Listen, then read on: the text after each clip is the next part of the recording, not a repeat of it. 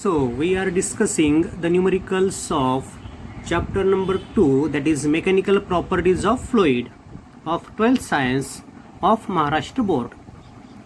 And in today's lecture we are discussing the type number 2, that is problems on Pascal's law. आता या Pascal's लॉचं statement सगळ्यांना माहिती आहे. बघा स्टेटमेंट काय दिलं आपल्या पुस्तकामध्ये, तर the pressure applied at any point on an enclosed fluid, म्हणजे एखादं फ्लुइड एनक्लोज आहे म्हणजे पॅक केलेलं आपण एखाद्या फ्लुइडला, तर त्या फ्लुइडवर आपण एखाद्या पॉईंटवर जर प्रेशर अप्लाय केलं the fluid must be at rest is transmitted equally and undiminished to every point of the fluid and also on the wall of the container provided the effect of gravity is neglected. म्हणजे ग्रॅव्हिटीचा effect जर आपण सोडून दिला तर जेवढं pressure तुम्ही त्या पॉईंटवर अप्लाय करसाल त्या क्लोज फ्लुइडला, तर तेवढंच प्रेशर प्रत्येक पॉईंटवर त्या ठिकाणी ॲक्ट होईल, अनडिमिनिश म्हणजे नष्ट न होता. ठीक आहे. सो P1 म्हणजे pressure at any one point is equal to P2 म्हणजे pressure at any another point.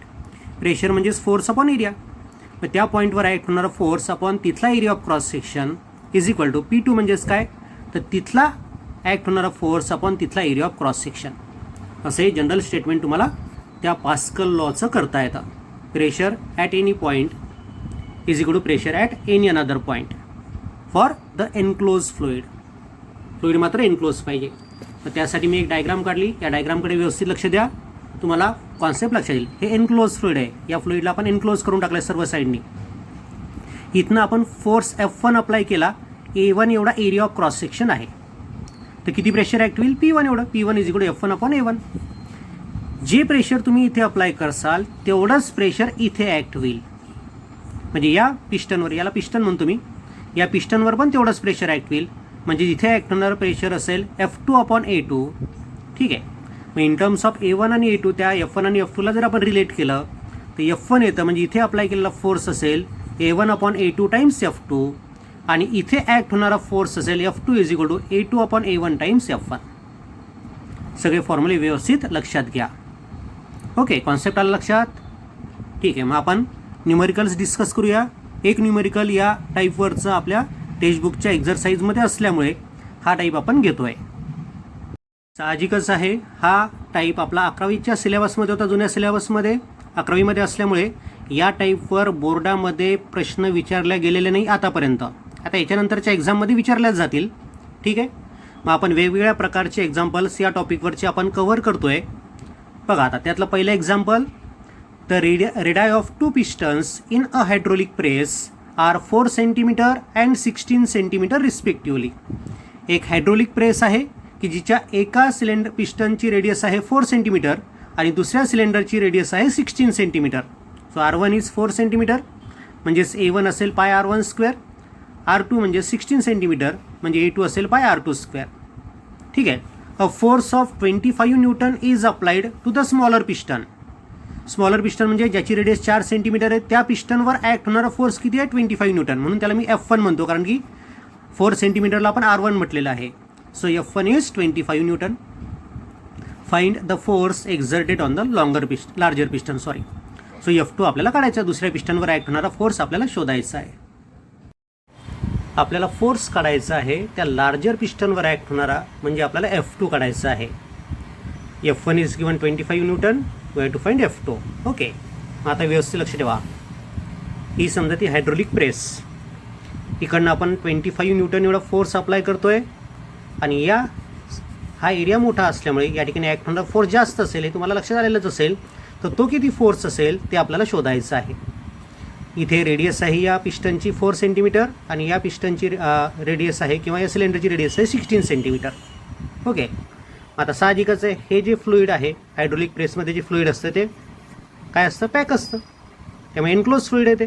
मग एनक्लोज फ्लुइडवर एका पॉईंटवर ॲक्ट केलेलं प्रेशर हे तेवढंच असतं जेवढं दुसऱ्या पॉईंटवर असतं. म्हणजे P1 is equal to P2. So F1 upon A1 is equal to F2 upon A2, म्हणजे पास्कल लॉ आपल्याला वापरता येतो. So using Pascal's law F1 upon A1 is equal to F2 upon A2. आपल्याला F2 काढायचं आहे, इथला force काढायचा आहे. फॉर्म्युला होईल आपल्याजवळ F2 is equal to A2 upon A1 times F1. A2 means pi R2 square into F1 आणि A1 म्हणजेच पाय R1 स्क्वेअर. पाय पाय कॅन्सल होतं. So you will get R2 square upon R1 square times F1. So R2 square म्हणजे 0.16चा square, R1 square म्हणजे 0.04चा square आणि F1 आहे 25 न्यूटन. सो सिम्प्लिफिकेशन केलं आपण त्याचं, आपल्याला मिळालं 0.0256 16चा square into 25 upon 0.0016. So it is 256 upon 16 into 25. बरोबर आहे का? डेसिमल पॉईंट शिफ्ट करून घ्या. सो 16 इंटू 25 आणि आपल्याला ॲन्सर मिळतं 400 न्यूटन. आता force is directly proportional to radius square असं रिलेशन पण तुम्हाला लक्षात ठेवता येऊ शकतं या कॉन्सेप्टवरनं. ठीक आहे, हे होतं पहिलं एक्झाम्पल. त्या लार्ज साईडवर किंवा ते दुसरा जो एरिया जो लार्ज आहे त्याच्यावर ॲक्ट होणारा फोर्स असेल 400 न्यूटन. म्हणजे तुम्ही अप्लाय करताय फक्त 25 न्यूटन एवढा फोर्स आणि तिकडे फोर्स किती तयार होऊन राहिला, तर तो तयार होतो आहे 400 न्यूटन. त्यामुळे या पास्कल लॉचा काय फायदा आपल्याला मिळतो ते लक्षात घ्या. कमी फोर्स अप्लाय करून आपण जास्त फोर्स जनरेट करू शकतो with the help of enclose fluid. Second example आपण आपल्या पुस्तकामधलं घेतलं आहे, टेक्स्टबुकच्या एक्झरसाइजमधलं हे 11वं एक्झाम्पल आहे. काय म्हटलं बघा, इन हायड्रोलिक लिफ्ट. आता हायड्रोलिक प्रेसच्या ऐवजी आता इथे हायड्रोलिक लिफ्ट घेतलेली आहे. In a hydraulic lift the input piston has a surface area 30 centimetre square. Input पिस्टनचा सरफेस एरिया 30 सेंटीमीटर स्क्वेअर आहे म्हणजे A1. And output piston has surface area 1500 centimetre square म्हणजे A2. ठीक आहे, इनपुटचा पिस्टनचा एरिया दिला आपल्याला, आउटपुटच्या पिस्टनचा एरिया दिलेला आहे. If force of 25 newton is applied to the input piston. जर इनपुट पिस्टनवर आपण 25 न्यूटन एवढा फोर्स अप्लाय केला म्हणजे F1, कारण की इनपुटच्या पिस्टनचा एरिया आपण A1 म्हटला होता आणि त्या पिस्टनवर अप्लाय केलेला फोर्स म्हणजे आपल्याला F1 म्हणावं लागेल. So F1 is 25 newton. Calculate the weight on output piston. तर 25 न्यूटन एवढा फोर्स जर तुम्ही इनपुट पिस्टनला अप्लाय केला तर तुम्ही किती वेट बॅलन्स करू शकता या 25 न्यूटनच्या साहाय्याने, म्हणजे आउटपुट फोर्स आपल्याला काढायचा आहे. आउटपुट वेट म्हणजेच काय, calculate the weight on the output piston म्हणजेच काय, आउटपुटवर ॲक्ट होणारा फोर्स आपल्याला काढायचा आहे. वेट साहजिकच न्यूटनमध्ये असतं हे तुम्हाला माहिती आहे, त्यामुळे आपल्याला फोर्स काढायचा आहे. So applying Pascal's law, F1 upon A1 is equal to F2 upon A2. So F2 is equal to A2 times F1 upon A1. A2 is 1500, F1 is 25 newton and A1 is 30. आता इथे तुम्ही म्हणसाल हा CGSमध्ये value आहेत, EMKSमध्ये value आहे, पण इथे A1 upon A2 असल्यामुळे त्यांच्या सेंटीमीटर स्क्वेअर कॅन्सलच होणार आहे. त्यामुळे कन्व्हर्शन नाही केलं तरी चालतं, रेशो असताना, म्हणून मी कन्व्हर्शन नाही केलं. कन्व्हर्शन तुम्ही केलं तरी ते शेवटी कॅन्सलच होणार आहे. बघा, सो 1500 इंटू 25 अपॉन 30. 30ने या 1500ला डिवाईड केलं, 50चा भाग जातो, 50 इंटू 25 मीन्स 1250 न्यूटन. म्हणजे दुसऱ्या पिस्टनवर म्हणजे त्या हायड्रोलिक लिफ्टमध्ये आपण किती वेट बॅलन्स करू शकतो, तर 1250 न्यूटन, 1250 न्यूटन एवढं वेट आपल्याला बॅलन्स करता येतं जर आपण फक्त 25 न्यूटन फोर्स अप्लाय केला तर. ठीक आहे, हे होतं second example. The third example is the piston of hydraulic lift have cross sectional area 3 centimetre square and 200 centimetre square.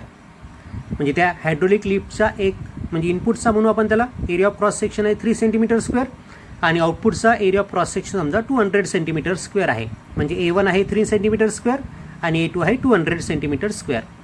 What force must be applied to the smaller piston.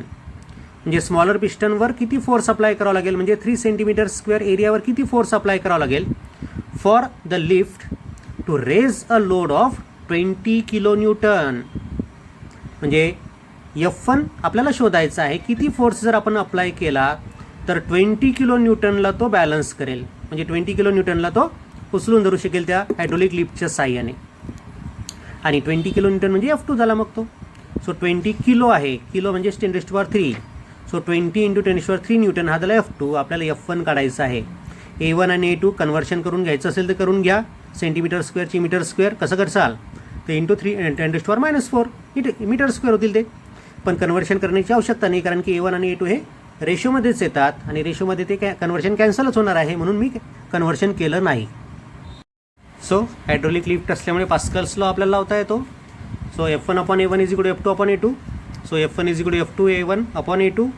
So it becomes F1 is equal to, आपल्याला इनपुटचं pressure force काढायचं आहे. So F1 is equal to F2 आहे 20 × 10⁻³ 20 kilo Newton आहे ना. So 20 × 10⁻³ A1 आहे 3 cm², A2 आहे 200 cm². त्यामुळे 20ने या 200ला भाग दिला, 10चा भाग जाईल.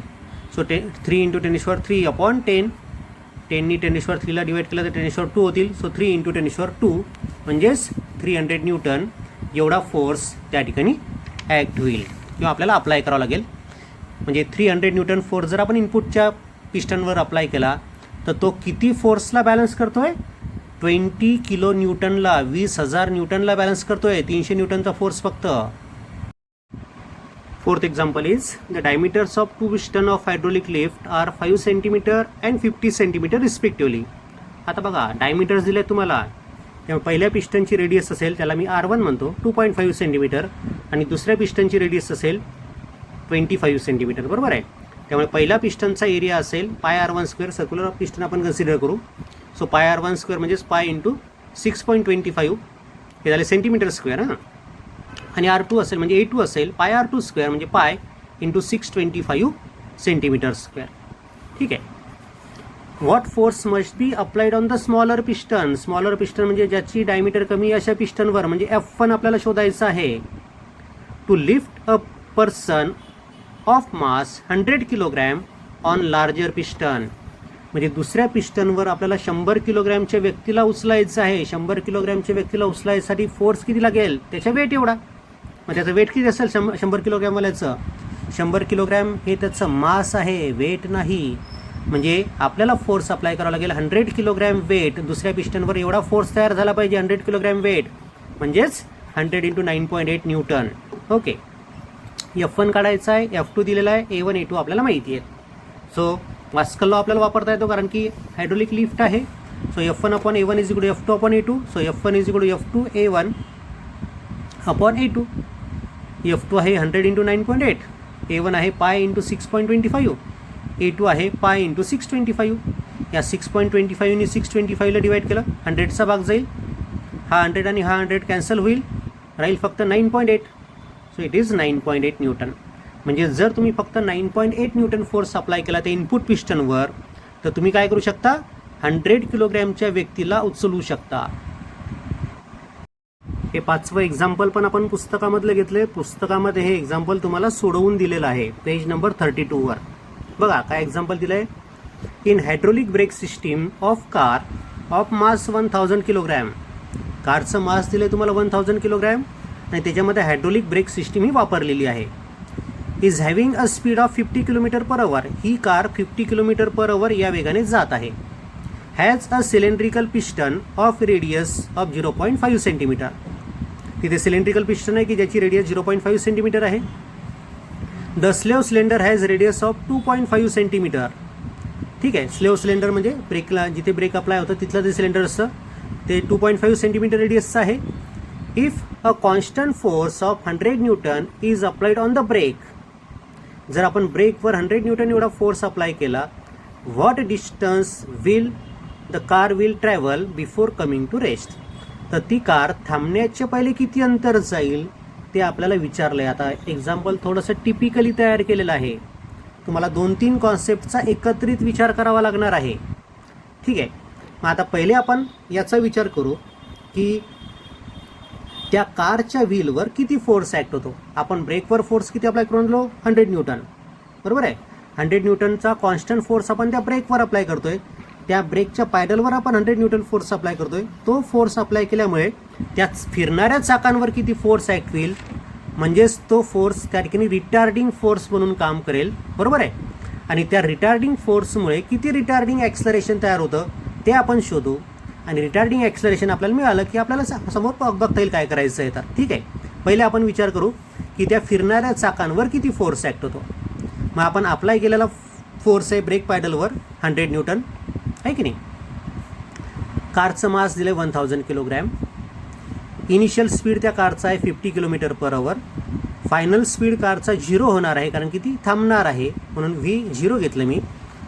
एरिया ऑफ क्रॉस सेक्शन पहिला म्हणजे इनपुट पिस्टन जिथे आपण ब्रेक आपण पायडल अप्लाय करतोय, कारचा ब्रेक जिथे आपण अप्लाय करतोय तिथला एरिया दिला आहे पाय R1 स्क्वेअर म्हणजे पाय इंटू 0.5 इंटू 10⁻² चा होल स्क्वेअर, कारण की तिथला सिलेंड्रिकल पिस्टनचा रेडियस 0.5 दिलेली आहे. आणि स्लेव्ह सिलेंडर जो आहे म्हणजे ज्या कारच्या चाकाला जिथे ब्रेक लागणार आहे तिथल्या सिलेंडरचा जो एरिया आहे तो आहे 2.5 सेंटीमीटर, म्हणून तिथला एरिया असेल पाय इंटू 2.5 इंटू 10⁻² चा स्क्वेअर. F2 आपण पहिले शोधू, म्हणजे कारच्या टायरवर किंवा जे चाकं फिरत आहेत त्या फिरणाऱ्या चाकांवर किती फोर्स ॲक्ट होईल तो पहिले आपण सोडून घेऊया किंवा शोधून घेऊया. So when brakes are applied, F1 is force on the brake, F2 is force on the wheel. Then using Pascal's law, F1 upon A1 is equal to F2 upon A2. So F2 is equal to A2 F1 upon A1. Values टाकल्या मी. A2 आहे pi into 0.5 into 10⁻² चा square into 100 upon pi into 2.5 into 10⁻² चा hole square. पाय पाय cancel होईल. Solve केलं तर आपल्याला आन्सर मिळतं 2500 न्यूटन. कॅल्क्युलेशन तुम्हाला करता येतात. ठीक आहे, हा झाला फोर्स कुणावर, त्या फिरणाऱ्या चाकांवर ॲक्ट होणारा. This is the retarding force acting on the car so that retarding acceleration of the car is. या फोर्समुळे आता कारचा स्पीड कमी व्हायला लागेल. तर ॲक्सलरेशन किती असेल तर force upon mass. Force act होतं 2500 न्यूटन, कारचं मास आहे 1000 kilogram. So it is 10/4 means 2.5 metre per second square. So 2.5 metre per second square एवढ्या रिटार्डिंग ॲक्सलरेशननी त्या ठिकाणी कारची वेलॉसिटी कमी कमी होईल किंवा स्पीड कमी कमी होईल. आपण अप्लाय केलेला फोर्स कॉन्स्टंट आहे. अप्लाय केलेला फोर्स कॉन्स्टंट असल्यामुळे तयार होणारं रिटार्डिंग ॲक्सलरेशन पण कॉन्स्टंट असेल. सो ॲक्सलरेशन जर कॉन्स्टंट आहे तर कायनेमॅटिकल इक्वेशन आपल्याला वापरता येतं. So using kinematical equation, third kinematical equation v square is equal to u square minus twice as v0, कारण की कार नंतर थांबणार आहे. So u square is equal to twice as u आहे 50 किलोमीटर पर आवर. 50 किलोमीटर पर आवरचे metre पर सेकंडमध्ये conversion केलं.